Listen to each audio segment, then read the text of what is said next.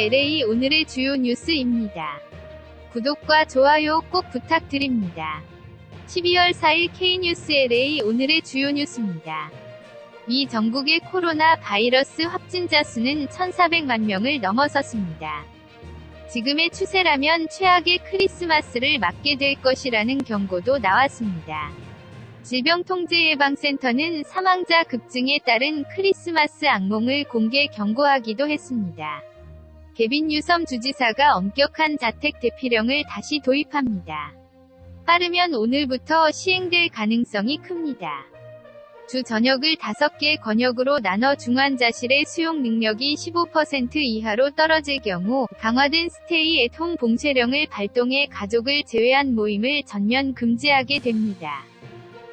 모든 서비스 업종의 영업이 중단됩니다.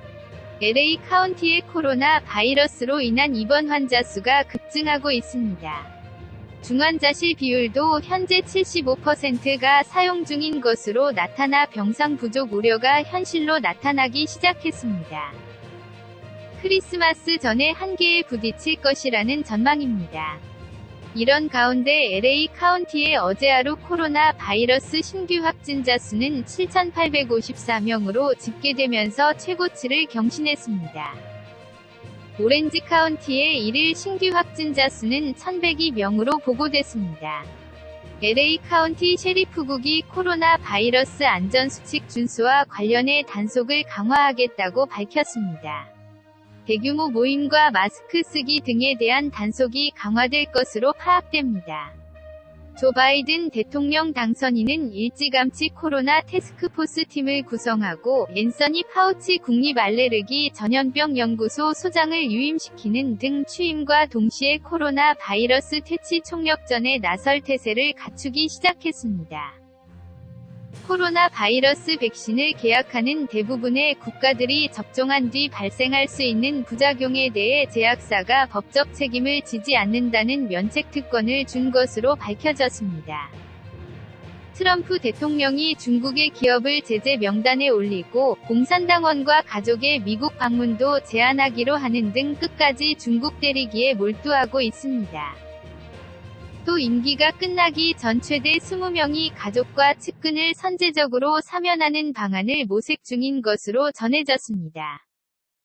지난달 비농업 일자리는 24만 5천 개가 늘어났다고 노동부가 밝혔습니다. 7개월 연속 증가세지만 시장 전망치를 크게 밑돌았습니다. 고용시장 회복이 더딘 것으로 분석되고 있습니다. 워너브라더스가 내년에 배급하는 영화 전편을 개봉과 동시에 자사가 운영하는 온라인 스트리밍 서비스 HBO Max에 동시 개봉하겠다고 파격적인 발표를 공개했습니다. 극장 배급업계에서 크게 반발하고 있습니다. 현대자동차가 엔진 고장에 따른 화재 위험으로 12만 9천 대를 리콜한다고 도로교통안전국이 밝혔습니다. 2012년 산타페와 2015년 2016년 벨로스터, 그리고 2011년부터 2013년까지 그리고 2016년에 생산된 소나타 하이브리드 자동차가 대상입니다. 이상 K뉴스 LA 오늘의 주요 뉴스였습니다.